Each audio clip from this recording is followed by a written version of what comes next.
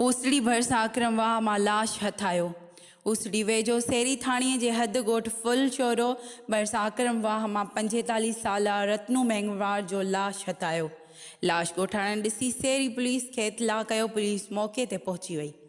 लाश 7 ॾींहं अॻु पहिरियां गुम थियल जीअंदो हालीपोटो वासी 45 सालनि जो रत्नू मेंगवार तौरु सुञातो वियो। पुलिस पारां वारसनि खे इतला। वारसनि जो पोस्टमार्टम कराइण खां इनकार। वारसनि जो चवणु आहे त रत्नू गुज़िरियल 7 ॾींहं खां गुम हो, जंहिंजो दिमाग़ी तवाज़ुन दुरुस्त न हो, जंहिंजो अॼु लाश अक्रमवाह मां मिलियो आहे ऐं असांखे कंहिं ते बि को शक न आहे। जॾहिं त सेरी पुलिस ज़रूरी कार्रवाई बैदि लाश वारसनि हवाले करे छॾियो।